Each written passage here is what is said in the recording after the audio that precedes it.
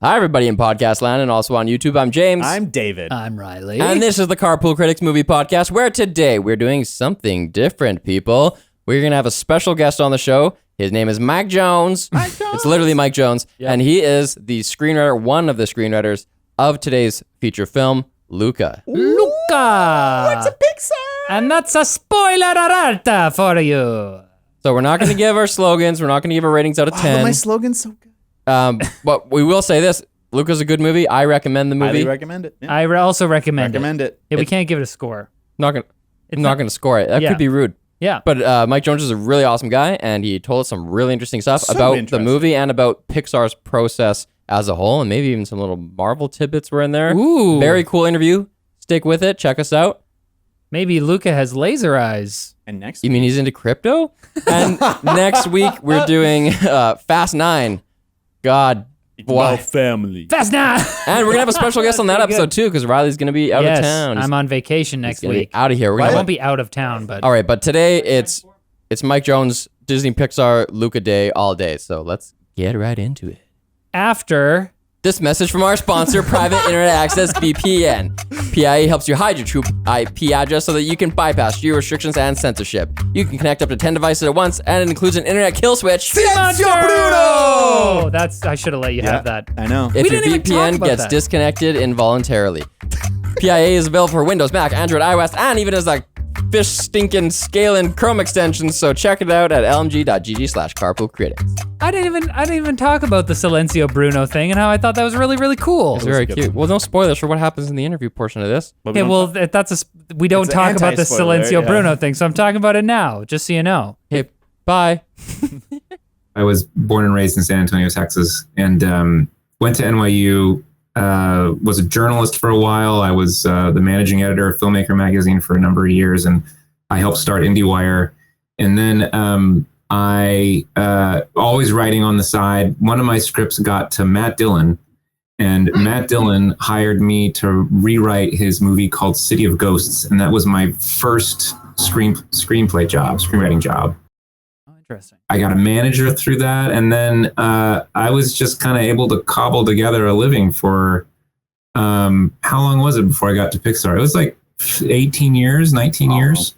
As a full-time. And I was living in New York, and I would be, flying back and forth. And then we ultimately moved to LA to when after the birth of my first son, because I felt like I needed to make more money.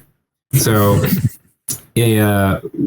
I was there for about 10 years. I wrote a script called The Minotaur Takes a Cigarette Break, which is about the Minotaur is a short order grill cook in a steakhouse in Wichita, Kansas, and he's kind of a shell of the monster he used to be, and everybody kind of treats him like the busboy. And it was based on a book, adapted from a book, and Henry Selick got his hands on it, the director of Coraline, and he had just left Laika to go do a movie for Disney that Pixar was overseeing the development of, and because he lived in the Bay Area or moved back to the Bay Area, and Pixar is based in the Bay Area, and so.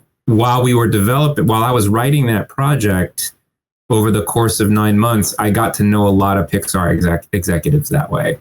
And when that job wrapped, Pixar called and asked, "Would you want to come and meet about Good Dinosaur?" And I did that, and then that was about a year after I wrapped off of from Henry's film, and I just stayed there. But the thing is, like, screenwriters at Pixar, they get hired as independent contractors. They just get hired on a per project basis. And so I didn't want to leave. I didn't want to I loved it at Pixar. I loved working that way. And I didn't want to go back and write for the Hollywood studios as I'd been doing. Right. I'd written some good projects for the Hollywood studios, but I missed that collaboration. I just missed, they don't let you write by yourself at Pixar a whole lot. They just come into your office and they're like, "What are you writing? Here's a way to make it better." I loved all of that. Not many writers do. And so I just kind of found a way to hang on until finally Pete Docter called and said, "Would you come and help me on this project," which eventually became Soul. about 2 years into working with Pete on that, they made me a staff writer there. So I'm the only staff screenwriter there. And been great. It's been 5 years as the staff screenwriter there, and I can't imagine a better place to be. So did production of Luca overlap with Soul? So Luca and Soul happened started development at the same time. And so we kind of cross-pollinated a lot all through development. And they read our scripts and we read theirs. So I was plugged into Luca pretty early on, although I was working on Soul. And it just got to a point where after 4 years of working on Soul, they needed some help on Luca. And it was easy for me to, at that point, wrap, because a lot of the film at that point was already written and kind of into layout and animation. There's not a whole lot for me to do. Kemp and Pete took over kind of most of all the duties at that point. And so I jumped over to Luca and just to help them kind of find their structure. I mean, Jesse Andrews is a great writer, and the relationship between those two boys and Luca is really he added so much to that. So I made it clear that I wasn't here to replace Jesse. I was here to work with Jesse and help Jesse as much as I could. And Jesse and I were already friends because we've been in the same building, and the writers kind of tend to hang out with each other. And so it was an easy jump to kind of partner with Jesse. And I did that for about 1.5 years, just kind of getting that project kind of on its feet. And it was great, but it was very different. What's interesting at Pixar is there's all these different projects at Pixar, all these different pods, as we call them, and they're all very different, and they all work very differently from each other because the directors are all incredibly different, right? Pete Docter is a very different director than Enrico, who's very different than Andrew Stanton, who's very different from Lee. So they're all, and so you kind of have to shift. It's not you can't just bring the way you worked with one director into the atmosphere of another, because it's not going to work. Mm-hmm. So there's usually, whenever I jump to a different project at Pixar, I always kind of like go in with my mouth shut for a little while, just to kind of take in to see, like, how do you do things? Like, how do you want to do things? Do you want to come into my office and have a bourbon and we'll sit in front of the whiteboard and just arc it out? Or would you rather I just send you pages and you react off of them? And there's no right or wrong way to make a movie at Pixar, but I like that, or I kind of pride myself that I'm adaptable in that way. In what ways is working on the different movies different? Like, what do you find that you're giving a different part of yourself in each film? Do you find, like, because you're saying you're very adaptable, do you find like you're expressing yourself differently, and like the writing of like your writing is coming out differently? Yeah, I mean, even by the subject itself, right? So if Soul was about what it means to live a fulfilled life, there's really not much of that in Luca necessarily. Luca is about kind of transformation and about owning yourself and about embracing risk, and through the lens of meeting your best friend ever and having the greatest summer ever. So you access different parts of yourself in between those different projects. But Soul was interesting because with Soul, we were asking all of these big questions while my father was passing away. He had kind of advanced dementia. It had been happening for a while. And so his passing suddenly, like, so much informed my writing on Soul that, by the end where, Joe kind of plays his life, that was written from an experience I had in going through my father's things. All of these, when 22 reaches into her pocket and pulls out all of those totems that she had been collecting on this day. That was inspired from me going through my dad's objects and picking them up and going like, this reminds me of this reminds me of that. And so it was such a gift to have. It was such a gift from him that I could then give to this movie. With Luca, it was because Jesse and I bonded so well on it that we found, and we share such a similar sense of humor, that that relationship ended up informing a lot of that relationship in Luca in a really great way. And so, but like, that's the only way I can really write. I can only really write from stuff that I kind of pull from my life, or Yeah, I mean, I think most writers probably are like that.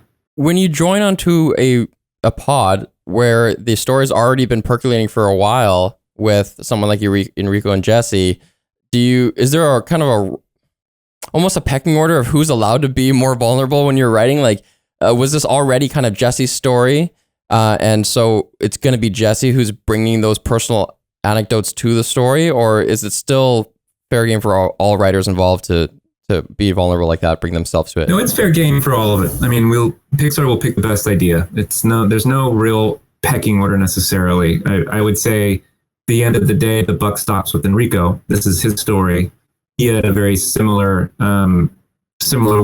relationship with a best friend in Italy that kind of pushed him out of his comfort zone, and so Jesse and I are constantly pitching ideas around that based on our history and seeing which landed. And if some landed, then we would alter them slightly, in order to fit into the movie, or sometimes a great deal. So it's whatever what happens when you work on a project for so long is that you just want the best movie. Like it seems like time strips away the ego to a certain regard.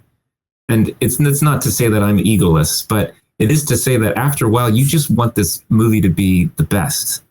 And you spent so long on it and so hard, and you have made such deep friendships within that production that the movie becomes the goal, and not like my name or my status becomes the goal, if that makes sense, And it's just the best way to work. I'm not saying that happens on every project, but I mean, on Luca and on Soul, both of them, it became this goal that we were all united in reaching. How about the inception of the project? I heard you speak before about Pete Docter calling you up for Soul and wanting to bounce ideas related to him watching his kids grow up. Did that kind of process happen between Enrico and Jesse before you arrived? Or do you know that story? Yeah, it happened with Enrico and a writer named Simon Stevenson, who's also credited in coming up with the story for Luca. He, all of these directors, they love to have something that can bounce ideas off of and feed, and they need people to feed those ideas. And so Simon Stevenson was the very first person that came on and started to help Enrico formed the story, and then later on Jesse came on and Jesse was on it for about 2 or 3 years before me. 2 years, I can't remember. Wow. But it's a lot of that script writing was written by Jesse, and so when I came in, there was the structure wasn't quite working. Like there was a lot of work that they had done over the years. And what Jim Morris had told me before I came on, he goes like, I really think that there's like a movie in there that's really a best of all the stuff they've done. And we just need somebody with a structure brain to come and thread it together. Now, granted, it wasn't that easy necessarily, but the fact that they had like so much good stuff made it a bit easier than Soul, for instance. Like Pete had nothing with Soul. Well, no, I mean, he had the idea that souls are born with a personality, and where did that personality come from? And together we kind of, what he was looking for me was the story engine, right? Where, with that ingredient, how can we create a story between characters or two characters or however many that can generate enough story? And so I said, well, what if it's a soul that doesn't want to live meets a soul that doesn't want to die? And they end up convincing each other. They end up influencing each other. And we wrote that story and we set it in the youth seminar for most all of the movie for early on, and those early scripts and early reels even. Mm. But the problem was that we ran into was that we just didn't find like it was going anywhere. Like just to keep those two characters in that netherworld, there was no real stakes, right? And the characters weren't learning anything. And so that's why I felt like we need to figure out we need to get them to Earth. We need to get the soul that doesn't want to live to Earth. Mm-hmm. And we need to show that soul needs to experience exactly why or exactly what life is, rather than being told what life is. So that's when the story then took a different turn and became what it is today. And did something like that happen with Luca? Luca, it happened. Yeah, I mean, Luca in the early drafts, Alberto becomes, through this weird mythology that they had created, this giant kraken, because he's unable to control his anger. And Luca ends up defending him from the townspeople who want to kill the kraken. So he's kind of, Luca finds does the selfless act and defends him. Because like he's my best friend. He's just a kid, and that was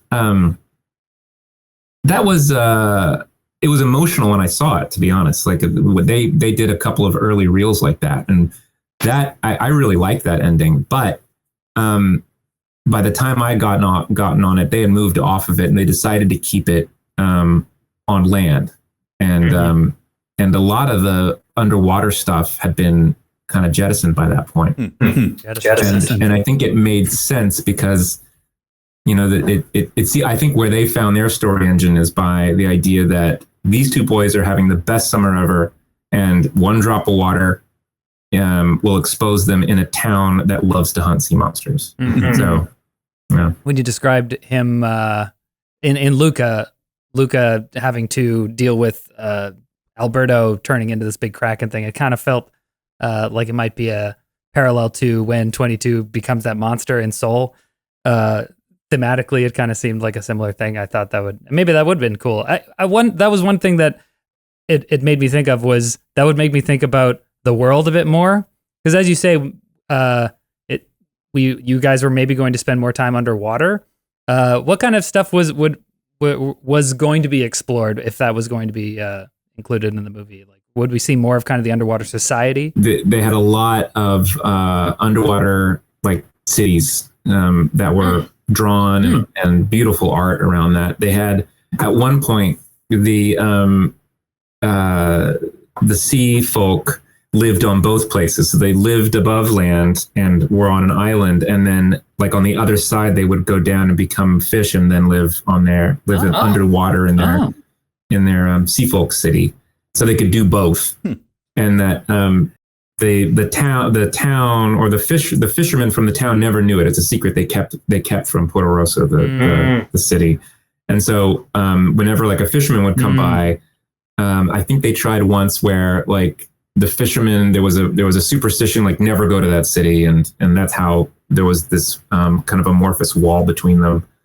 Oh man. The tension in the story, right, is about this idea of never going to the surface, about these parents who have really drilled into this boy the dangers of going to the surface.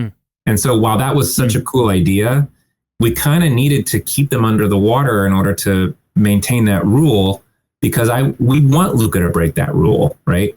We want Luca to, it's first Alberto that pulls him out of the water and forces him to change, right.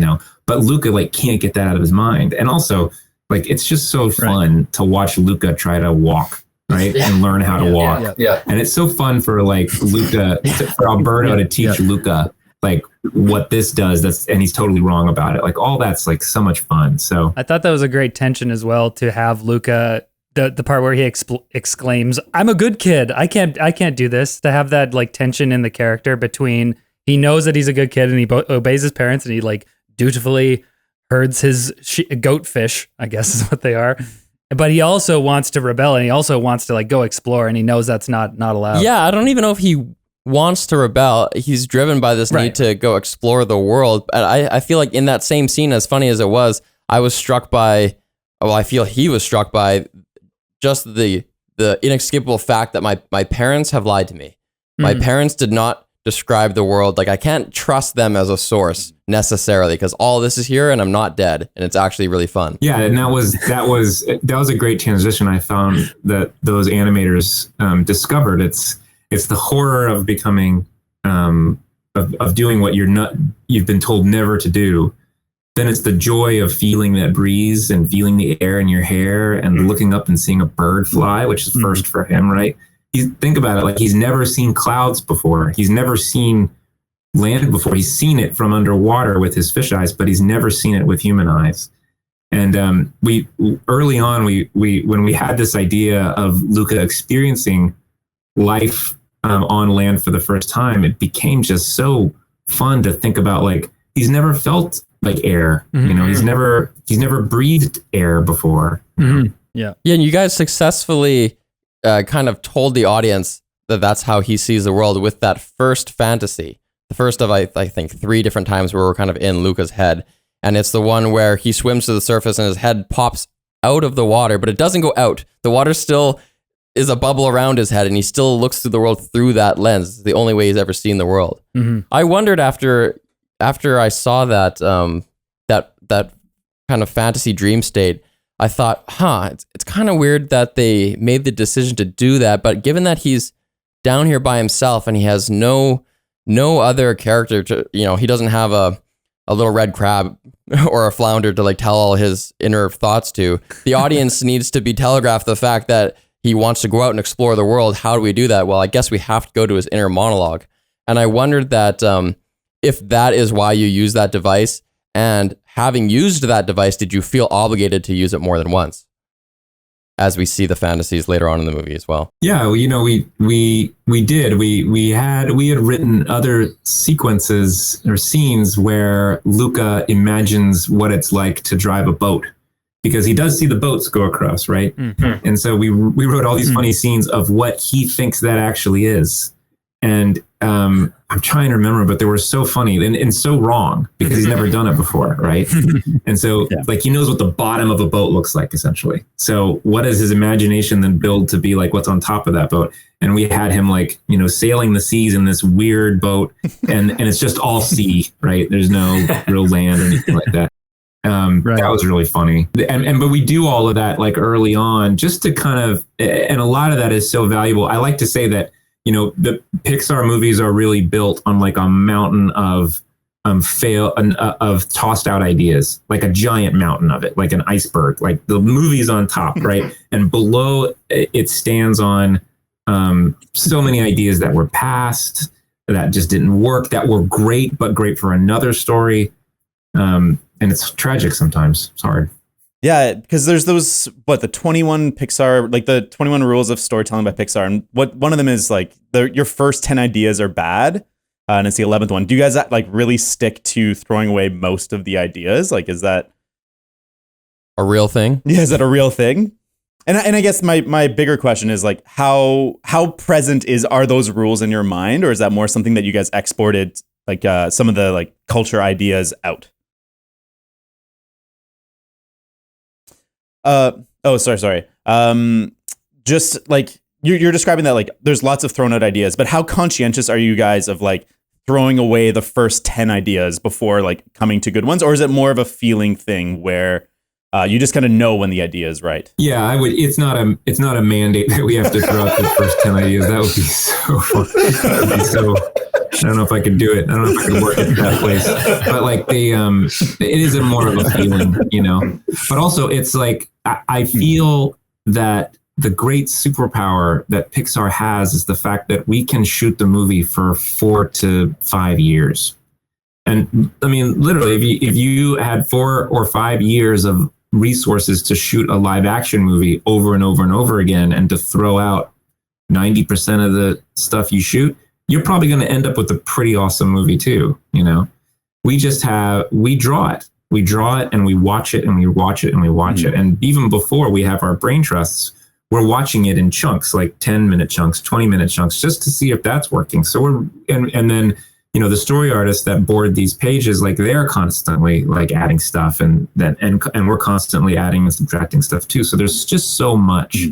But there's so much that falls away at different times, not just at the brain trust between screenings, you know. And how often is there just a less of a consensus than you might want? Is it ever the case that the brain trust says, you know, I think we should go this way, and something really close to you and beloved is lost? Were there any previous iterations of the film that were screened where you thought, I like this one the best, and Or I really wish we had this little gem that's now gone. And this other idiot disagrees with me. Pixar drama. And this other idiot is a genius, and and other geniuses agree with this person. You know, there's certainly heartbreak when you've worked on a moment so long and it works so well. But I guess from a writer's perspective, the writer's job there is to have the whole story in their heads. And which is unique. It's similar to the editor. The editor also is supposed to kind of keep the whole story in their heads as well. And it when it makes sense, you kind of are more able to let it go. Because as much as you would try to hold on to that emotional moment, if it's not working in the context of the movie, then it should go. So I've never really missed something that's been cut out. I wished, sometimes I think I wished that we could put it in a different movie. Sometimes we do. I'm trying to remember, have we done that? Give me an example, please. I don't think. Give me an example, please. There was a Mexican standoff in this movie originally. No, I was like, there's probably something somewhere where I'm sure, you know what, we had that idea. Why don't we use that here? Because you have such great brains in the room. But no, I say I don't really. I don't really miss previous screenings. I do feel like the screening cycle at Pixar, where we screen the movie, 6, 7, 8 times sometimes, is it's never like the movie progressively gets better and better. It's like you first screen the movie, it goes like, oh, there's something there. The second screening is usually like, oh, wow, it's a little better. The third screening sucks. It sucks. It's like, oh my God. Oh no. Or that sometimes happens at the second screening, and sometimes that happens at the 5th screening. Like, you'd have a screening where you seriously reconsider everything that you've done, and you want to leave the business and go, open a 7-Eleven. Oh no. It was that on Soul, I think that was that might have been the 3rd screening. I can't remember, but Luca had a few of those too, but so did The Incredibles. So did Toy Story, all the Toy Stories, So did Coco, And it's because you've been so neck deep in it for so long. It's the value of the brain trust, while sometimes they can really hit you over the head. The value of the brain trust does come around to going, you know what, you still have a great movie here, right? And you might have gone and explored in this country that really is not part of your movie, but you just got to come back a little bit. So that's why sometimes going back to those old ideas, that is really helpful. So the first 10 ideas might be thrown out. We've also found a lot of those early ideas end up finding their way back in the story in some weird ways sometimes. Those screenings you're talking about, is that after you've done all the recording with the voice actors for that? And then... Or is it before? Is this before any of that actually is laid down? We have scratch actors. So sometimes, we try to find our lead actors as soon as we can, because those lead actors end up really creating that character in another dimension that we're desperate for. And so even putting a scratch act. So we have a lot of Pixar players. We call them Pixar players that come in and do the voice of our cast. And we're one of our story artists named Val, who directed Lamplight, for instance. She's the voice of Joy, or was the voice of Joy in Inside Out for the script. So we find people that are very similar. So while we use a lot of scratch actors, we are always trying to find that lead very early on. But the thing is, because the movie is constantly changing, and because recording famous actors is so expensive, you kind of have to pick and choose when you can record them. And so we end up recording them early on in order to kind of find that character. Then we go through several screenings where we'll go back to the scratch actor. And then once we kind of lock it in for the last screenings, we'll go back and record, for instance, Jamie Foxx for all of his production dialogue, and then that'll go. And he voiced Luca in this one. Yeah, of course. And how is that complicated by having actors who are very young? Maybe they're in their early teens, and if the production on this movie is 4 years, they maybe have a different voice, or is the process a little different? I think it's a little tense. Yeah, I think it is definitely a little tense. I wasn't involved in those recordings of Jacob and the other actor. I'm totally blanking on. Jack Dylan Grazer. You know, for creatively, I would rather have the actor in the same room because you can easily riff and write new dialogue, and there's just I think sometimes the performance might be slightly better face to face, but there's also such an ease with recording it. At like, I think Tremblay recorded a lot of stuff in his closet, right? And so there was such an ease in setting all of that stuff up and getting it immediately. So, but yeah, we also sometimes like to record our actors together, particularly if it's a main relationship in the movie. And you get two great comic actors, they'll riff off each other. And that's always wonderful stuff. Yeah, I was seeing some behind the scenes footage of Maya Rudolph and Jim Gaffigan recording at their places. And I was like, oh man, that would be, I'm not sure whether they did record something like together and were able to riff off each other. But I was like, oh man, that would be a heck of an improv session. Because they were, I mean, I didn't even, like, I feel like they were so comforting. I was so comforted when I did recognize Maya Rudolph's voice, but I didn't recognize Jim Gaffigan's when I watched the movie. And then I found out it was Jim Gaffigan. I was like, oh, that's why I liked him so much. But the one standout that I feel like we have to address, I want to make sure we address it, is Sacha Baron Cohen as Uncle Ugo. He was hilarious. Yeah. Well, carcass. Who thought of the punch the heart thing? That was such a team effort. It was like the idea of like the crappy uncle, the horrible, horrific uncle that comes from the deep, like, was just so delicious. And it was, I think Jesse wrote the idea, like, just punch the heart. As soon as he wrote that, we were like, yeah, that's going in. Oh man. And the visual design as well was just like spot on. Like, his eyes are moving independently, see-through. It was just like, and the visual design in general in this movie was beautiful. I think that, like, the aesthetics of it was a little, I know you're the screenwriter, you're not the animator, but I feel like the aesthetics, I felt like there was a bit of a difference there in regards to, or in comparison to previous Pixar movies. Can you speak to that at all, or was that intentional, or was it just kind of like we wanted to try a different, or am I way off base here? No, it's Enrico is very influenced by Studio Ghibli movies, and loved Porco Rosso. Right. Loved, like, a lot of those early films of theirs. I did some screenwriting work on The Wind Rises and The Tale of Princess Gagaya, so I was a little bit in that world, but he visually loves that style, and so really wanted to copy a lot of that and bring a lot of that style into under Pixar a bit, and I just think it's beautiful. Yeah. I mean, when you design humans, you can go any number of different ways, including making them look as realistic as you can, which to me always just looks weird. That the more stylized, the better for me. You know, I mean, even with Joe and Soul, right? Very stylized, long and lanky, very influenced by, the animation in 101 Dalmatians. You know, right.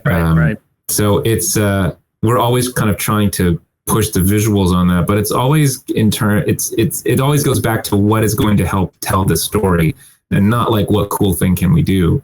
And so that's why I think the underwater world is appealing and interesting, and sea monsters are interesting, but when they go up to that town, to Porto Rosso, it's stunning. Like, the color is beautiful, the clouds are luminous, and the blue sky that you can, all of that visual dev that was done is only made to reinforce how what a utopia that place is to those two kids. And then what do we do, like, within minutes, is we show them that this is actually the worst place for them, that this is a town built on a tradition of hunting and killing sea monsters. Right. And that's, and that's that kind of plus and minus that you really want, where you can really just yank that tablecloth, and I love that. I love doing that. I was wondering how early in the process did you have an idea that this art style would kind of be more abstracted or more cartoony? And did that inform how you wrote the story at all? Or was that something kind of a separate consideration? I think it was pretty early on, definitely before I came on board. Enrico had pretty set what he wanted this film to look like. And, it was when I came on board also, their first Vespa ride or with their homemade Vespa down the hill, which is such a wonderful, like, cartoony moment, was already in there. And so that kind of set the tone a bit. And so we just went with it. So it was already Italian, because we wondered at what point the Italianness kind of came onto it. Obviously, with having Casarosa as the director, that seems to make sense. But we weren't sure if it was there, like, in the bones of this movie, like, went from the pitch, or if it's just like dressing you could put on at any time just to make it spicier, or how did that work out? No, it was in the pitch. It was in the very, very first pitch, because his friendship with his own, Alberto, happened on the Italian Riviera as well. And they would drive Vespas all up and down the Italian Riviera and jump off rocks into the sea and stuff like that. So a lot of that visual nature came directly from his personal experience. In the same kind of realm, I've heard that in the rare times that someone writes a screenplay that they think should be animated and they go and try to pitch it, one of the questions we get back is, why does this movie need to be animated? And I wonder, for yourself as a staff writer in a production house that does animated movies, do you feel constrained where if you're going to write something and it has to be something that must be, it has to benefit from being animated rather than just a drama that could have been shot in an apartment building? Right. Well, I mean, there have been pitches at Pixar where the execs will listen to it and go like, well, you know what, that sounds like a great live action movie, but where is the animation? That actually came a lot from John Lasseter when he was at the studio. He would always ask, he would always be looking for, what is that animated element in this? And for him, that was incredibly important. It's still incredibly important to Pete Docter. But the thing is, you can animate more now. We're well beyond just being able to do talking dog pictures. We can Soul, half of Soul happened on Earth, right? And that was a soul who hasn't been born yet, put into a body and learning how to walk. That's the animated element. But everything else in that movie is pretty realistic, unless it's, aside from the stylization of the characters. All of that Brooklyn sidewalk, all the shops, all the roads, and all of that's very realistic. So I think when we say what makes it animated, it's not just a look anymore. It's and for me, it's actually not just being goofy on screen. It's not just a cartoon. It's not just Bugs Bunny. I kind of feel like sometimes, I don't know if you can, but maybe you can almost animate anything, Now people, I think, are gleaming such drama from animation that drama is now not relegated just to live action anymore. I feel like I really appreciate particularly children's movies being animated, because we have animation in all sorts of different genres now, but I still love particularly the fact that animation in children's entertainment can streamline events, streamline things so wonderfully. It's kind of a weird example, I guess, but the thing I'm thinking of is during the final leg of the triathlon, when Luca and Alberto are on the bike and they're racing Urkel, they get to the end and they go through a apartment or a house or something, and they come out of the window, and I'm like, in real life, they're crashing on the pavement, they are sustaining heavy injuries, but they all kind of just land on the bike and keep going. And I'm like, that's the stuff, that's the kind of thing I really appreciate having an animated movie for, because we don't need to think about, I turn my brain off less about the details, and I'm somebody who really thinks about the lore of the situation. I want to know, how is this change happening? Maybe that's a sequel, Well, also it's where do you want to frame the stakes of the movie? Where do you want the what should the audience be concerned about in terms of what's happening to these main characters? And what's wonderful in animation is that physical comedy and physical stakes, you can adjust that dial. But for those boys in particular, like the stakes are, if they get found out, they're going to get harpooned by that town, by those townspeople. And so when you have so that gives us some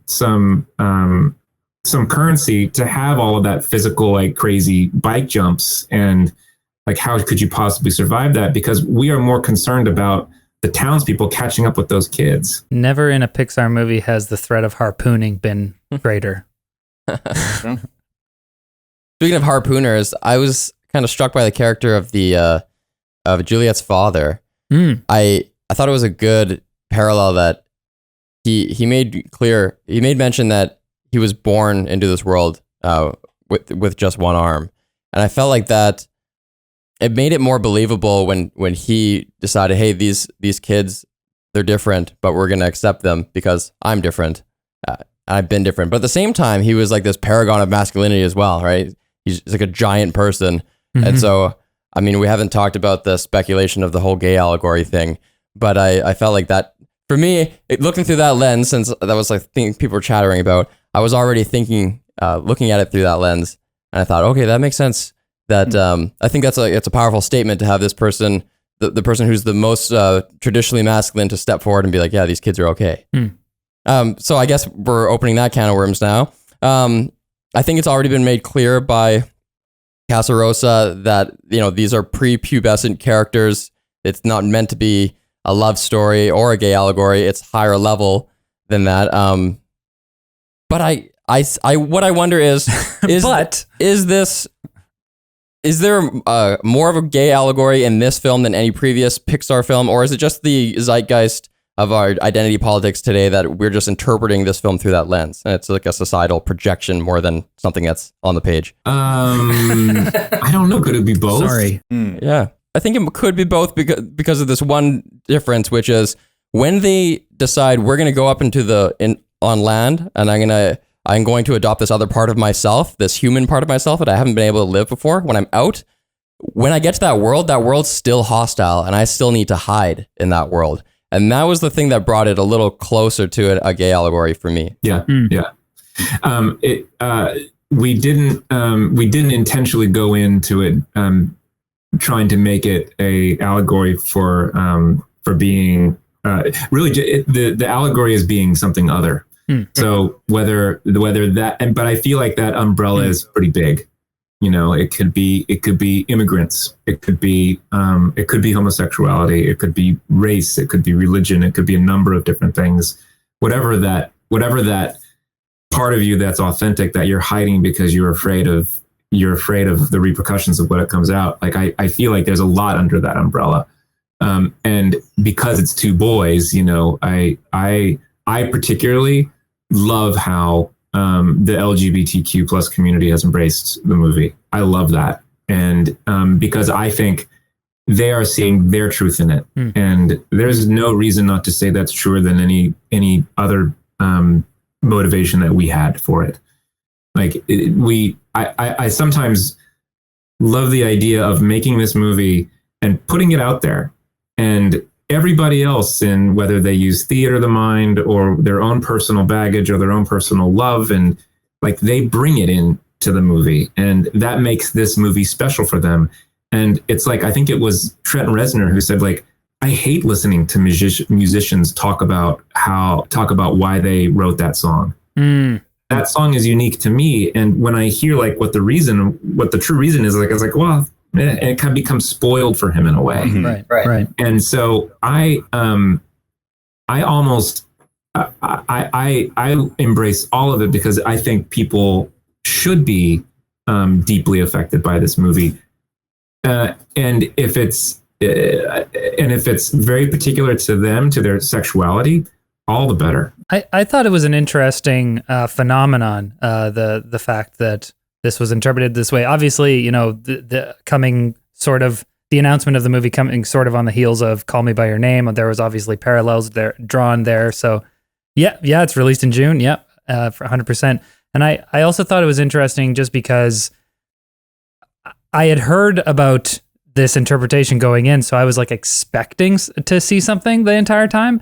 And then by the time the movie finished, I was like, oh, it wasn't really there. And it kind of like, I wish that I had not heard about it so that I go in with like a more of a blank slate approach. And it kind of got me thinking about male friendship and how part of the reason I think that boys don't want to, like the being perceived as gay is like a thing they're kind of scared of, because I think getting in these close male friendships, I mean, if they're straight, of course, getting in these close male friendships, it's like this movie is a great example of this. There's this expectation that if you're close like that, and if you're really close friends, oh, they must be gay. So I thought it was like an interesting exploration of that. And I thought, even though I thought it would have been beautiful to be a story. I mean, they're obviously very young, so it makes a lot of sense that it's more about friendship. But I think that seeing at the end of the day that it's not like an explicit thing in your face, I was kind of like, oh, that's beautiful. We can just tell a story about friendship, and if you see an allegory there or something that speaks to you, that's great. And if not, then it's a powerful story about friendship and learning who you are and being okay with stepping out of your comfort zone and all this stuff. It was beautiful. I would also say that you don't need to be you don't need even boys or girls who are prepubescent probably understand and identify being gay too. Sure, it's not. I don't believe that it's just it's a timeline thing. No. Yeah. But and so in that regard, I feel like that's why a lot of the community is probably embracing that, because this is a film that's not about like sex. It's really about deep friendship. Right. And if that deep friendship then goes into love, that's fine. Yeah. If that deep friendship stays a deep friendship, that's also fine too. That's kind of the point I was making, where I almost feel sometimes there's a drive to sexualize young characters, or like attribute sexual motivations, and I'm like, hey, you know what? They're kids. Let them figure stuff out, And I think it was nice to, like you say, I can totally see a continuation of this story where they do come together and they're like, hey, we do love each other, and this is a thing. But for now, I thought it was just a beautiful thing to be like, we're friends. As someone who doesn't watch trailers, I kind of thought, this is it. This is the one. This is the kids movie where we finally have a protagonist who is gay. And because, these movies are bellwethers for our society, and they push the culture forward, but they also kind of reflect what's already happening in the culture. And I think that's going to be a milestone that we will eventually come to. And I wonder if Pixar has had that kind of thing on their roadmap, but then maybe adjusted course as international markets become more and more of something that brings in a lot of money, and they need to make the films accessible to all those different markets. Do you think that has affected Pixar's roadmap in that way? No, I don't. I don't think we are not concerned that a film that has a gay protagonist, we're not going to not make it because it won't screen in China, for instance. We go toward the story, and if that story, if the story of that character, if their sexuality is important to that, then that we won't shy away from that. I mean, there is the Spark short that's out called Out by Stephen Hunter. Right. That was, our first gay protagonists, and our first like kiss between two men, and I was a creative consultant on that, and never, when we were making it, we were never told not to. We were never told not to do this, not to do that. Just make it to what the story wants it to be. And that story is about obviously a man who is having trouble coming out to his parents, and this wonderful kind of surreal thing happens that forces the issue. And I love that movie, Mm-hmm. So, but it's, we're just not, we're not really polling the market for what what kind of characters we want to write about. I will say, like, the stories, particularly now, the stories that we haven't told are much more interesting to us than the ones we have, because we're just constantly referring to our own movies. Like, oh shit, we did that in Toy Story 2. Like, oh shit, we did that in Finding Dory. And so in thinking about how some of those people, underrepresented people, that's new territory for us that we really want to step into. And maybe we didn't do a good job in the past with that, but we want to do a good job now, because frankly, it's the right thing to do. It's where the world is, where the world should be. And it's also probably where some new, fresh stories are. So we're embracing all that right now. I mean, I can't get into the specifics of what we're trying to do, but there's a lot of activity at the studio about that. Cool. And that means like a lot of new directors coming into being given opportunities. That's like so Domishi, cool. who did Bao, is coming out with her feature next after I this. love Bao. Set in Toronto. Is that at the Steam button? Oh, really? Oh, I love when movies are set in Canada. That's so exciting. Your favorite movie ever, Scott Pilgrim. Yeah. I want to kind of go back to the plot here to talk about the triathlon. And was that kind of a device that was there from the get-go, or how did that come in? And was that like something that really gave structure to the idea that, like, okay, this is what they're going to be working towards? Yeah, it wasn't always in there. It was there was the Kraken that Alberto turned into at one point really early on. I think there was an idea about a balloon race that was talked about a bit. But the bicycle race was it's not just about getting them onto the surface and getting them into town. It's about exploring the world and how can they do that. Mm-hmm. And so the bicycle race became a way for us to give them a task in order to reach that next goal, but also to allow a complication in there. So if they just raced by themselves and they won, they'd win the Vespa and they'd go tool around. But what happens is they meet Julia, and Julia she's from the big city. She spends her summers with her dad, and she loves school.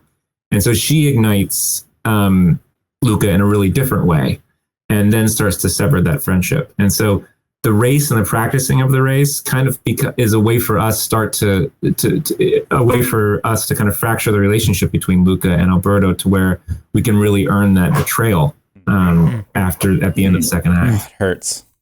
It hurts so much when Luca points at him. He's like, "Sea monster!" Oh, I felt my heart drop. The genesis of that idea was Luca. They were in the boat, and Alberto had had enough of Luca and Julia hanging out. Like, he wanted his best friend back. And so I think the very first scene that I wrote was that he throws Luca in the water to expose Luca to Julia. And then I think it was Jesse came in and go, well, what if they both go?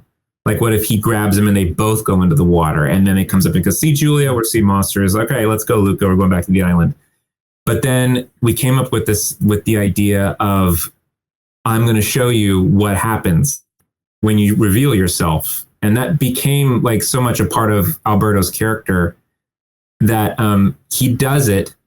And I think it was Jesse who had the idea of, I can't remember whose idea it was, but just that idea of Luca outing him, and essentially with a pitchfork in his hand, suddenly made that scene so electric, and we loved it. And it doesn't take place on the boat; it takes place on land, in front of, outside of the circle of their friend group. So that raises the whole stakes now, because now the townspeople are aware. Yeah, it's Luca going sea monster that ends up getting the attention of Urkele, who's been, hunting for sea monsters. So Luca's desire to protect his dream selfishly ends up almost killing his best friend, and you see those 3 harpoons go into the water. And you see that that what I thought the animators did so well is that Alberto is not horrified at the harpoons coming at him. He's looking at the betrayal of his best friend with such deep sadness.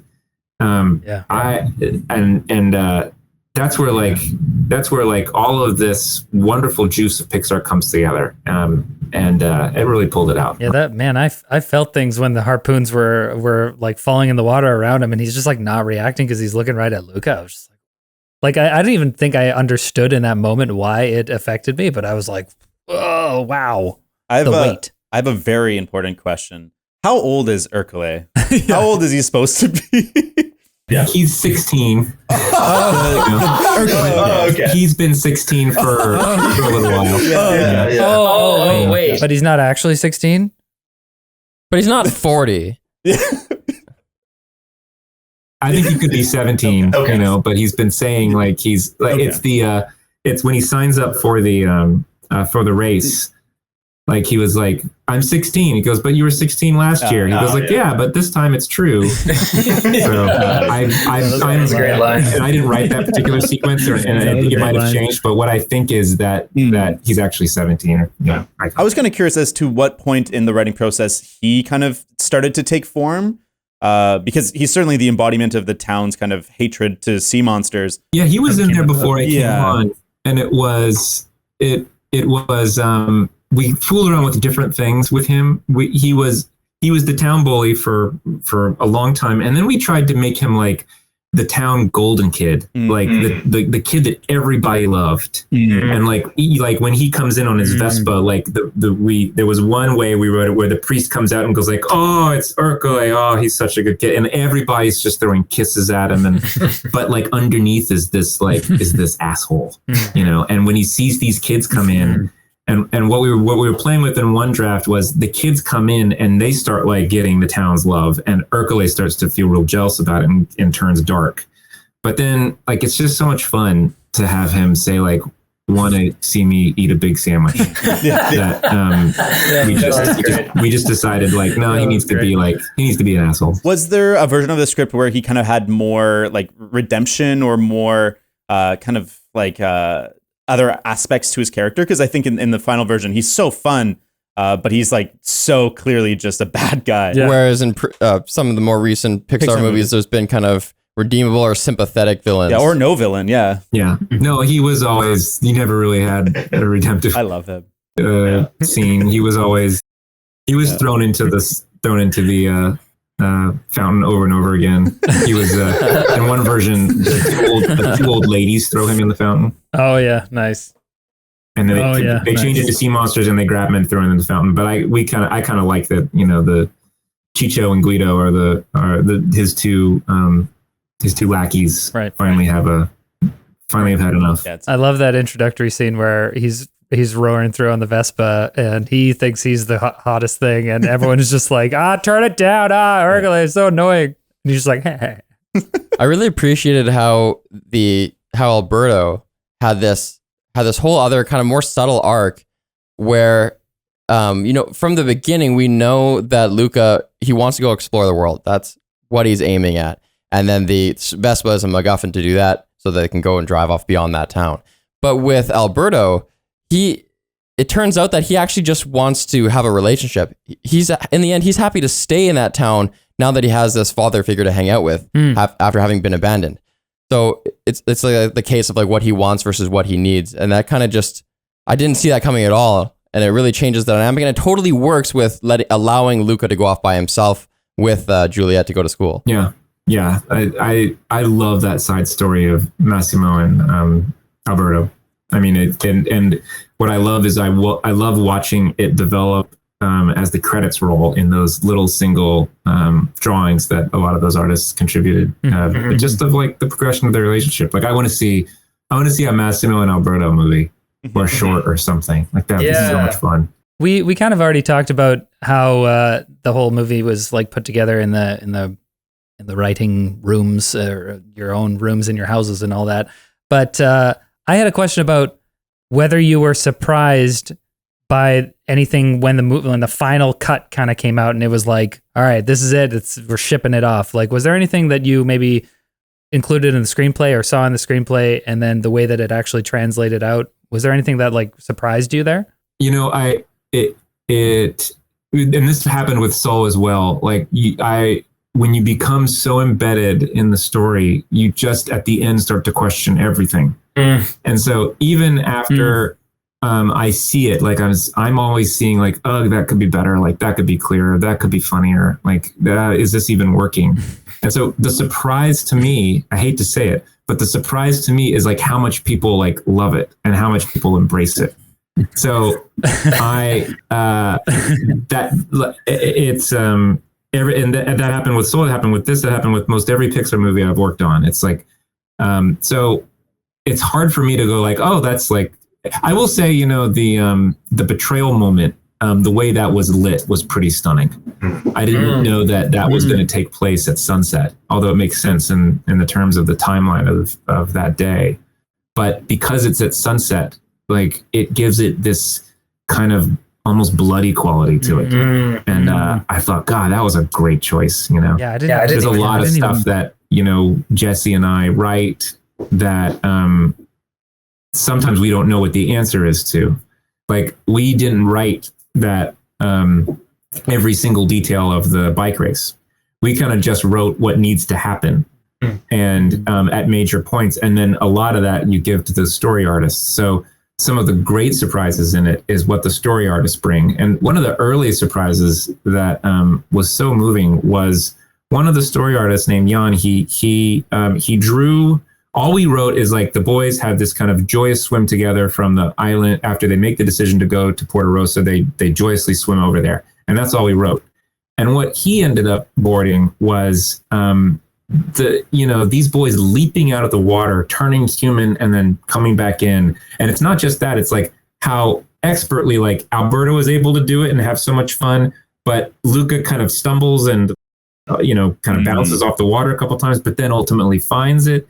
And that became such a joyous moment in the movie and a great way to separate the acts that anytime that became in danger of being axed, which a lot of these do, we like resisted. Like we got our own pitchforks out and said, no. Like that is such a great moment. Please keep that in, I was wondering actually about act breaks. I wondered in your mind if the end of Act 1 is when Luca goes onto the beach and changes to the human for the first time is in this new world, or if it's when they find out they're gonna be racing in this bike race. You might think of the inciting action as all these human tchotchkes coming down into the sea world, and then he goes off and he goes onto the beach. Boom, that's it. But then once he goes to the beach, you might think that meeting Alberto is actually the inciting action. And then once they know, okay, all the lock-in is we've got these heroes and these obstacles and this goal, winning the race, that's when the movie really starts. Yeah. I mean, it could be. I mean, in that way, I don't know that you could look at Luca as like, more of a 4 or 5 act structured movie, but I feel like you really want your hero to have the power to like leave the world at the end of your first act and to step into that unknown. And because for me, like second acts are always really hard, and they're always really hard at Pixar. And so what I'm looking for in that second act is I'm looking to follow these characters into a completely different situation and setting sometimes, and same with Soul, right? They both end up at Earth, which is kind of the beginning of our second act of that. And I want to see what happens there with all of their faults and all of the fault in their main relationship. Like what's going to happen then in this completely different world. So for me, like I can see that, like, but the thing is like if that's the first act, I mean, it happens so quickly. It doesn't feel like it, but he changes into Alberto brings him out of the water, I think like within the first 10 minutes of that movie. Yeah. I was shocked by that, actually. I was shocked that he changed to a human so quickly. And actually, we had a question on Twitter when we announced the audience that we were going to be speaking with you. Somebody asked if it was always going to be an abrupt transformation and an abrupt reveal, like that's how they transform into humans and it's going to happen that early and that in your face, or if you guys had other iterations where that reveal happened later or more gently, or... You mean the actual physical reveal, like them physically turning into human happening slowly? Yeah. Oh no, we wanted it to happen pretty quickly. I think always we wanted the shocking thing to happen fully to Luca immediately, and then for him having to deal with. And I just love. I love that, like, he comes up on this. He's yanked up on the beach. He starts to scream, right, and he changes into a human, and he screams because he has no idea what's going on. And then you cut to the wide of Alberto just like sitting there going, all right. And what that tells the audience is like that in the moment, like we're kind of with Luca, we're kind of like, oh my God, this is horrible. What's happening to him? Is he feeling is he feeling pain in doing this? And then you cut to the wide of Alberto giving the audience the permission to go like, oh, this is pretty funny. And so it was always like, it was always happening pretty quickly for us. Yeah. As the lore guy, was there any, I feel like, okay, one more thing about the lore. I think I love in these movies how you don't necessarily have to think about like, how is this change happening? What's the mechanics here? Because it's like I said, one of the beautiful things about animation, particularly in kids' movies, you can kind of turn your brain off and just like appreciate the character moments and the plot moments in these things. But I am wondering, is there like a background lore book about how this happens, or what the origin of the change is, or evolutionarily, or magic, or we had explored that when in different characters at sometimes. So if for instance, Ugo used to be the uncle who used to go venture onto the surface. Oh. And he did it a lot. But one day, like, he got into a bunch of trouble, and it was a lesson to Luca. And I think it was at that point, I want to say that Uncle Ugo was actually the brother of Daniela, Luca's mom. Maybe I could be wrong about that, but anyway, she would constantly tell him about like, you don't know the story of your Uncle Ugo and what happened to him. And there was even one time where like Uncle Ugo like swam too far away, saw this beautiful shrimp, and was actually caught by a fisherman and yanked up on top of the boat. Oh. And he's like there as his. This is before he became like a fish, like a deep sea fish, right? He's yanked up on the boat, and like all the fishermen are like, "What the hell is this?" And he changes into this like kind of like fat, like older guy, and they freak out again, and he has to jump off and almost loses his life. So that became the story that Luca's parents would tell him about the dangers of the surface and the land monsters that go up there. So that's like a long way of saying if you pick apart like the history and you can probably write like the backstory book of the history of Luca, right, and the history of this town, and certainly with all of the art, all the art exploration that was done on what that underwater city looks like. Maybe it might be in the Art of book, actually. People could go buy that. It's called The Art of Luca. Cool. Yeah. The only other question, I'm waiting for my copy. I think I ordered it, but I haven't got it. The only other question I had lined up was also came from Twitter, and it was somebody wondering if there's much sharing now that Pixar is part of Disney and other divisions like Marvel, for example. Is there much sharing of processes or wisdom or technique or technology between the different divisions of Disney? Was there a Captain America shield in the background somewhere in the movie that we didn't see? Easter egg. No, there is certainly technology between Disney and Pixar, and we've started because now that we're starting to kind of having to provide content for Disney Plus, that there's going to be a lot shared between that. We kind of have to make movies a little bit faster now. There was I just saw this panel the other day on the writers room, the virtual writers rooms of Marvel shows, and like that was fantastic. And what they use, so we're constantly trading stuff, and we send our reels at some point to Disney to go listen to their story trust, because they have a lot of remarkable brains around that table as well. So we showed Soul and Luca. I was in both of those rooms, and the notes are, you value them because these are people coming at it with fresh eyes, which you desperately need. And it also stays within the company and keeps it, nice and secret. That is very cool. Do you see that as an existential threat? That what you just mentioned in passing there, that you're going to have to make movies faster? A few minutes ago, you were talking about the benefit of getting 4 or 5 years to make a movie and do so many iterations. Is that something that's kind of tense? No, it's the spark shorts are already made faster. So that's kind of what I meant about that. All of the spark shorts are now on Disney Plus, and those are made very, very quickly. But it's a limitation that the studio gives those filmmakers in order to kind of see how they can find their way around it. Because like you can get, particularly with a place like Pixar that has such kind of a storied process of how they make films, we're also sometimes seeing if we can break that mold sometimes. And the spark shorts have taught us so much. So yeah, it's really about that. Like we can't spend years making a spark short for Disney Plus. We need to make it faster. But I kind of welcome those challenges sometimes, Sure. And speaking of Disney Plus, inquiring minds want to know what you felt about this movie debuting there, whereas when you at the outset you probably thought this is going to come out in theaters. Do you have any?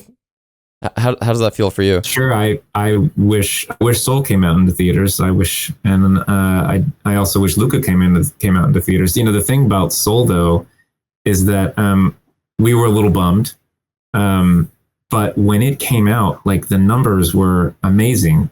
We were told and people. And I think it was true. Like Soul did so well on Disney Plus, and led to so many subscribers, and that kind of became a metric. And that at the end of the day, we also wanted the movie to be seen then, And so if the other option for Luca is what we hold it for another several months and maybe things free up that maybe families are willing to take their children to theaters, or we bring it out now at the head of summer and as this pandemic might be lifting as a way of kind of a Hallmark card to joy, right? Yeah. So I kind of love that it came out now. And it's not to say hopefully we'll put it into theaters at some point. I mean, it's playing for a week at the El Capitan in LA right now, and it's completely sold out. I think Soul had the right release on Christmas Day in the middle of that terrible pandemic. And I think like the capper of Luca being released at the height of maybe what is going to hopefully be a very different summer, a very joyous summer, it's worth it to have the most people see it. I can't think of a better way to end the show than that. Yeah. Yeah. Thank you so much, Mike.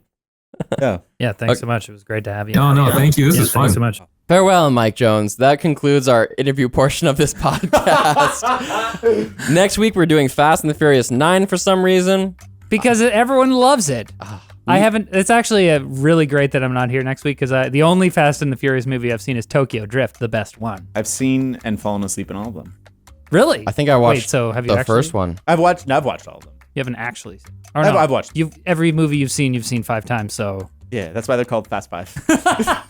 I watched them according to the double number. speed. You know what's going to happen? I'm going to like this movie more than anybody. I know it. You do have a taste. I don't want... F. I may watch it even though I won't be on the podcast. Really? No, Why? I won't. That's a joke. No. I will not. But your family. No, we're not getting people hyped up to watch this right now. Yeah, we are. You can tweet at us at Carpool Critics. You can email us hello@carpoolcritics.ca. Those are the two options. That's all you can do. Well, there's a Facebook, but... I'll miss you. Bye.